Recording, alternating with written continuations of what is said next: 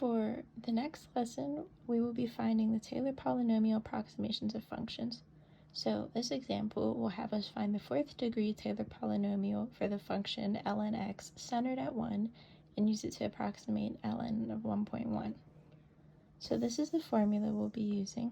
So it's the function of the center plus its derivative times x minus the center to the first factorial, and then it repeats and repeats until we get to 4, all the way down like fourth derivative. So to start us out, we'll want to take the derivatives of everything, as seen here.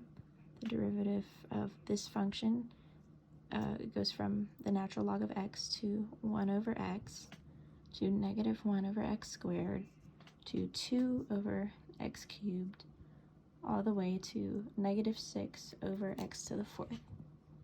So these derivatives are important because we plug this center in. If you remember, our center is 1, so we get 0, 1, negative 1, 2, and 6. After that, we plug them back into this original formula, and normally you would do like 1 factorial, 2 factorial. 1 factorial isn't important because it's just 1. I had 2 there still, even though it's 2 times 1. And I broke these last 2 up to show that you can actually cancel. So this 2 would go away because of that 2, leaving a 3 at the bottom instead of a 6. And this 6 would go away because 3 times 2 is 6, which leaves a 4 at the bottom. So we simplify the function, and it ends up looking like this. X minus 1 minus 1/2 of x minus 1 squared. Oh, the center goes here, just to clarify again. Plus 1/3 of x minus 1 cubed minus 1/4 of x minus 1 to the 4th. So that's the actual function part. Now comes the approximation. And that's very simple. All we do is plug in 1.1 where our x is, since that is the number we'll be finding. So you plug 1.1 in. I wrote it wrong. Don't worry about that because the answer is still correct. You get 0.09531. And that is how to find the Taylor polynomial approximation of a function. Next is our radius and interval convergence of a power series. This is a very important note. For it to converge, this has to be less than 1, and we also use the ratio test, which was covered previously. So our example problem will be negative 1 to the n times n over 4 to the n times x plus 3. That's our example. So to find the limit, this is ratio test stuff again that was explained previously, but we add n plus 1 to the original function, and then we multiply it by the reciprocal of the original function, and it all has to be in between absolute value bars. So again, won't bother explaining the ratio test. That's what we end up with, right? N plus 1 times x minus 3 over 4n. And then if we simplify that further, or we take the limit and we take out the x plus 3 because that's not important to the limit right here. But since these have the same power of n to the first, our limit ends up being 1/4. We keep our x minus 3 here, or x plus 3, sorry. So we get 1/4, and x plus 3 is less than 1.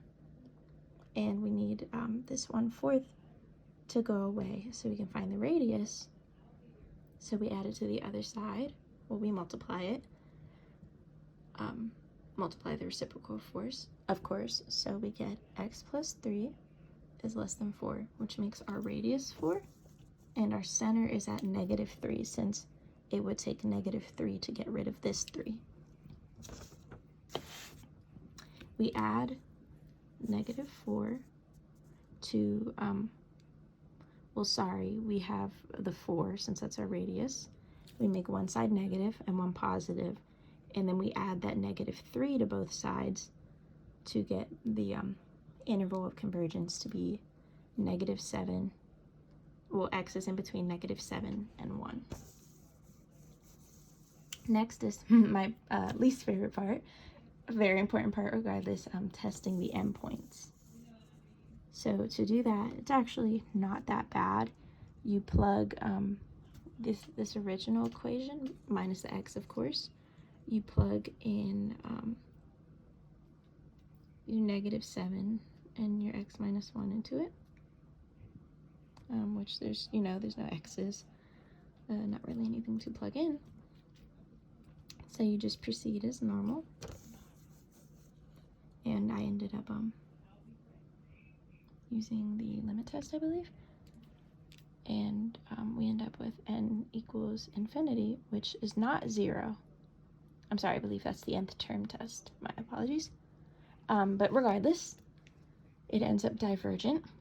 This was for both x equals -7 and 1, since there was no x's to plug them into.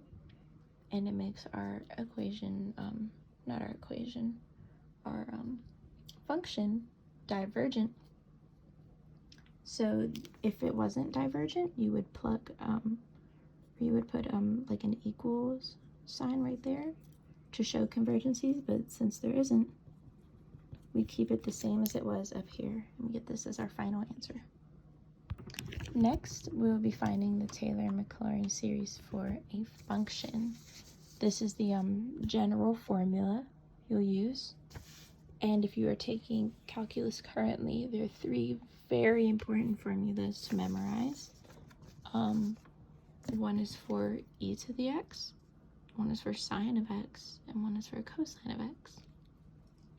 Okay, and the first problem will be evaluating a Maclaurin series for the function of x equals the natural log of 1 plus x for the first 3 non-zero terms. I would also just like to mention as an aside, I did include both the Maclaurin series and a Taylor series for example problems, but the only real difference is that Taylor series can have any center, but Maclaurin series always have a center of 0. So our first step would be to find the derivatives for the natural log of 1 plus x, which are shown here. I simplified some, well, not simplified, but rearranged them just for simplicity's sake. Next, we plug in zeros since that's our center. Had this been a Taylor problem, and let's say the center was like 4, we would have a 4 here instead of a 0. So when we plug those in, we get 0, 1, -1, 2, and -6. These derivatives go down to 4 because we want non-zero terms. So it's always good to have more if you don't know how many to use. Next, we use this formula shown here to we just plug we plug these numbers into them here, so we get 0, which that's a 0, not a non-zero, so don't worry about that, plus 1 minus 1 times x minus 0 to the first factorial, blah blah blah, right? And then we simplify it. Oh, and the reason I didn't include the 4th term here is because it asks for the first 3 non-zero terms, not the first 4. So we have 1, 2, and 3 because they will be non-zeros. Next, we simplify.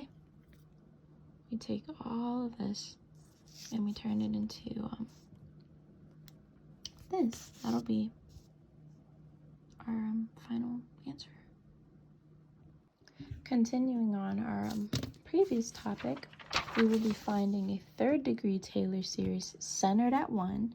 See, the last problem didn't say that since there was a center of 0 due to it being a Maclaurin series. But anyways, it'll be centered at 1 for the function of for f of x equals 1 over x. So it's the same steps as before. First, we find the derivatives. Since it's a 3rd degree, we find 1, 2, 3 derivatives, shown here. Next, we plug in their centers. which, I mean, I didn't write, but the center is 1, so these x's would be 1s. Very self-explanatory. And then we apply the formula shown in the previous problem and plug these new numbers into there. And as we simplify, this is our final answer. The final installment is very, very simple. We represent functions as power series. So we use this formula, and x has to be less than 1 for it to work, the absolute value of x at least. So for our example problem, x over 1 minus 2x, we take out the x and get it to fit this formula of like 1 over 1 minus x, our x in this case, of course, being 2x, which we turn that into like a function, right? And our 2x has to be less than 1 this time. So we split up the ends, like, well, we split up the 2x with the ends, since it could also be written as 2 to the n times x to the n. And we divided the 2 out to make this just x. So x has to be less than 1/2. That's our final thing. X has to be less than 1/2. But to break down this function further, because we still have this x in the back, if you can see, this x needs to be out front. So we multiply it, like we can add the powers, since this is actually a power of 1. It gets turned into 2n times x over n plus 1, which gets rid of this x in the back. And since this x was less than 1/2, it's going to, our interval of convergence is going to be in between -1/2 and 1/2. And that's it.